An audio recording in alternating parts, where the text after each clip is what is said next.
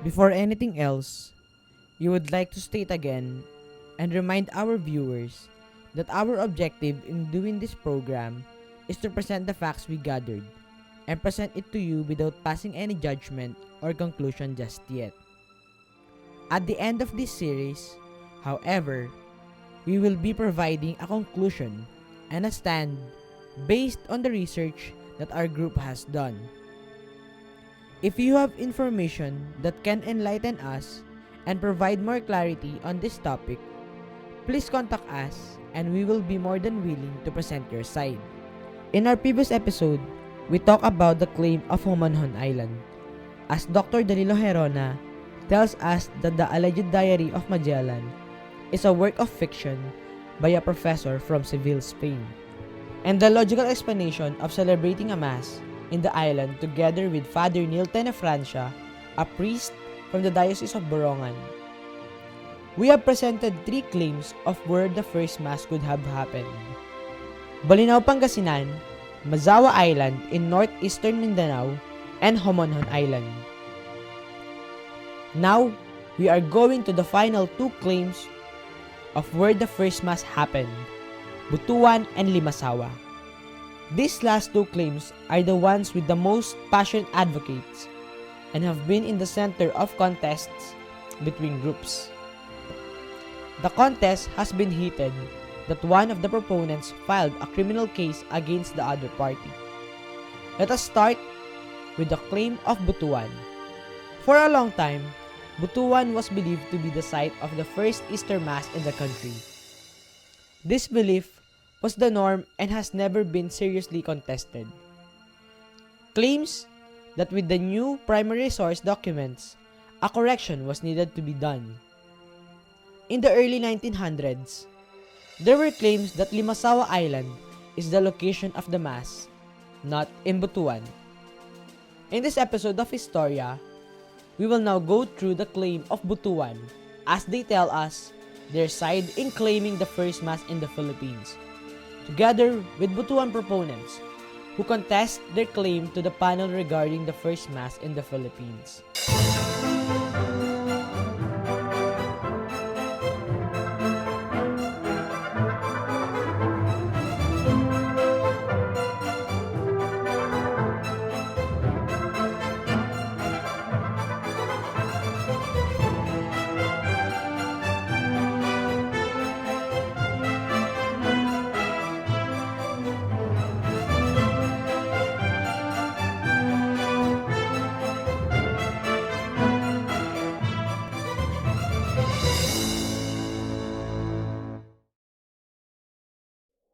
Hey, what's up? I'm Mark Pangilinan, your kulit traveler from Limang Siglo, and welcome to Historia, story within history. In this series, we will hear the stories of every place we visit. Let's explore, enhance our knowledge, but more importantly, enjoy, while deepening our understanding of our history. This episode was made through by the generous support of Cloud9 Sports and Leisure Club. One significant event on the arrival of Magellan Elcano expedition is the first documented and confirmed celebration of Mass in the country. According to the accounts of Antonio Pigafetta, the first Mass was held on an island called Mazaua. Significantly, the first Mass was held during the Easter of that year. 2 sites are claiming the place for the first Easter Mass, Butuan and Limasawa Island. But we will focus first on the claim of Butuan. I am with Dr. Potenciano Malvar, a researcher and an author who defends the claim of Butuan with the Mujeres panel. The Mujeres panel is the 3rd and latest group commissioned by the government to the National Historical Commission of the Philippines to settle this disputed claim. Prior to the Mujeres panel, there was the Legardo Commission and the Gancayco Commission. This latest group was headed by Dr. Mujeres with members from the historical and academic community. Well, puti na buhok. I'm a surgeon, retired na, knowing of my age. Dr. Potenciano Malvar, a devoted proponent of Butuan, wrote a book about his point of view and his analysis for the claim of Limassawa. As he researched deeper, he pointed out the flaws of each report, from Gangkaiko panel until the Mujeres panel, and gave his thought about it. When I see something, I have to see if that's right or wrong because of what you call reference of whatever I say on this, especially on this book.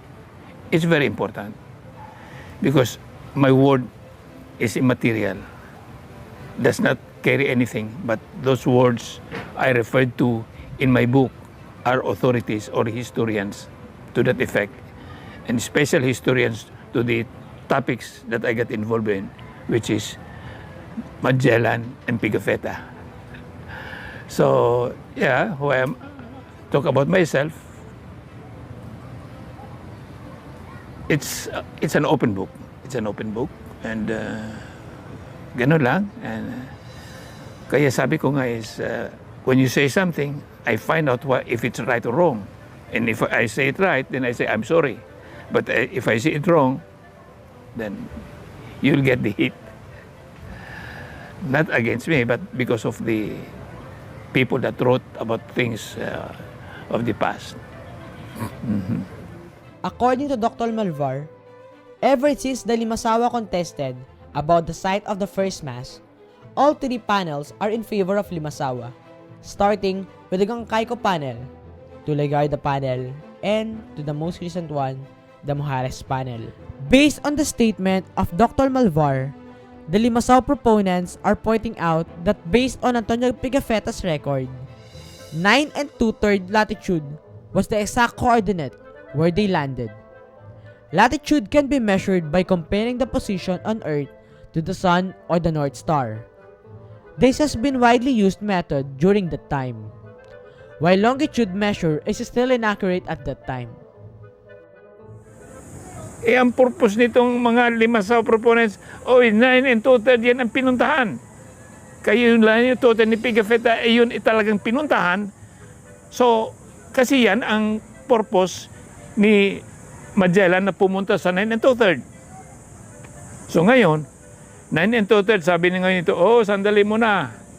Kayo mga cartographers o your map makers, Limassawa is nearer 9 2/3 than Butuan nearer 9 2/3. So, Limassawa. With the purpose na yung 9 2/3 was openly exposed na ito yung land of spice.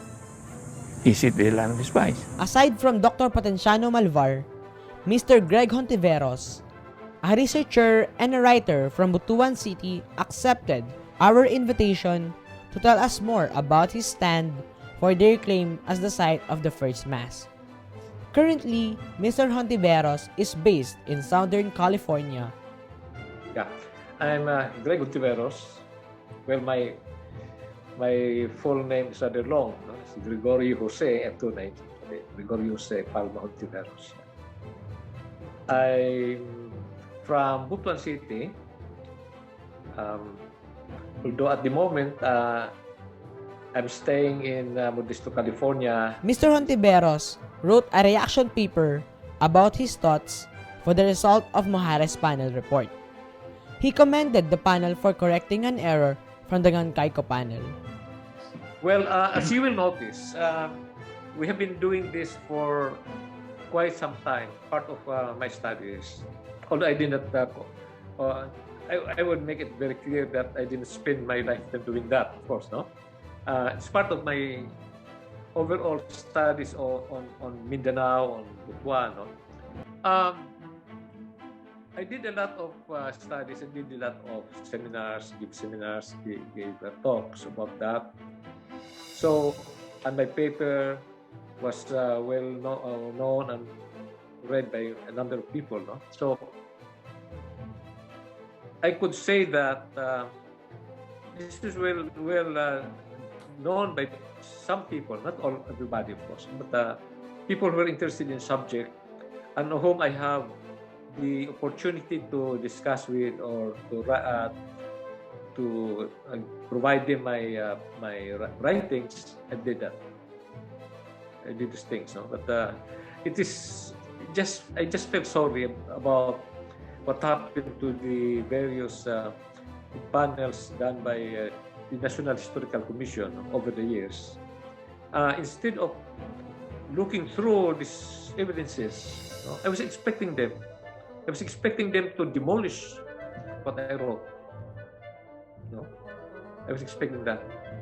No, they didn't do that. In fact, in the latest Maharas panel, it was not only, was not the only one who submitted. You know? Dr. Potential Malvar and Mr. Gabriel Tiga also submitted. Now, the funny thing was that you cannot say that this was a submission of Butuan because both did not have different ways of presenting it.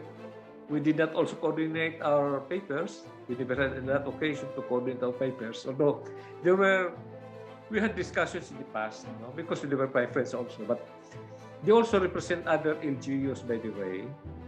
Mr. Gabriel Ortega would place it in Magallanes. It's an old population of Butuan once upon a time in the 1860s for a short time. And also you have Dr. Malvar saying that the planting because was somewhere in the town of Tubay in Agusan. So there was no clear convergence of ideas. But the funny thing was that they commented on both the papers of Malvar and Ortega. They basically did not comment on my paper, except the Butuan tradition, which I also disagree with in the way they discuss about that, no? Because it was an easy dismissal of church records. This is funny because some of them were church historians, no? To just dismiss that just like that without any clear-cut reason why. And the reason they gave was something that I fully disagree anyway. So that's how it was. But basically, the other evidences which I presented has never been touched. So this is how we look at the whole question about the first mass controversy. But of course, they decided to have it in Limassawa. Well, of course, I don't want to rain on their parade, no? So we proceeded with that, no? But it's like this. If you are a historian, you're after the search for truth.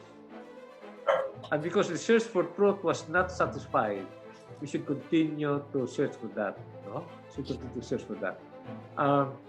It's not easy, of course, but I am confident because I've done a lot of studies already, and probably a thing or two could be added to that. But I am quite confident that we have sufficient evidence in hand, no, to show that it was in our territory, in the territory of Butuan.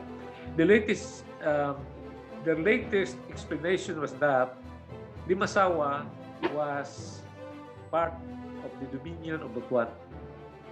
You will be surprised, no? Like Dr. Antonio Sanchez de Mora of the Archivo General in Sevilla, Spain, wrote about, presented that, no?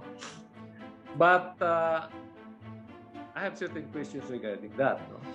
Of course, there was the dominion of Butuan, and there cannot be denied that the first mass was in the dominion of Butuan, but the island of Limassawa has never been part of the dominion of Butuan. I can make a presentation on that based on subsequent Spanish chronicles. For example, the studies of Father Alcina, Jesuit missionary back in the 17th century was based in Leyte and Samar. And we also have the first history narrated by another Jesuit, Francisco Combes. In our next episode, we will talk more about the claim of Butuan with Dr. Potenciano Malvar, Mr. Greg Hontiveros, and Mr. Jun Alviro, the researcher of Father Amalia, who is one of proponent for the Butuan claim. We are done with 3 claims as the site of the first Mass in the country. The celebration of a Mass by Blessed Odorico on Santiago Island off the coast of Bolinao, Pangasinan, the claim of Mazaua Island, and Homonhon Island. On our next episode, we will continue discussing the claim of Butuan as the series of the first Mass in the Philippines is coming to the final claim, which is Limassawa. As we finish presenting all of these claims, we will make a conclusion or a stand that are based on the research that our group has done. Let me know what you think about this episode. You can comment on our YouTube channel or tweet your reaction and tag us at Limang Siglo. If you want to check our previous episodes, don't forget to click the I button on the upper right corner of the video. Historia playlist will be linked on the description box below. Time flies so fast, but every minute is a story. Thank you for watching this episode. I'm your Kulit Traveler, Mark Pangilinan. Our national hero Jose Rizal once said, "He who does not know how to look back at where he came from will never get to his destination." See you again next week. And this is Historia, story within history. Here at Historia, we don't have a monopoly in knowledge, talent, and information. If you would like to be one of our council of consultants, we would be more than willing to discuss it with you. Just email us at mark@limangsiglo.org.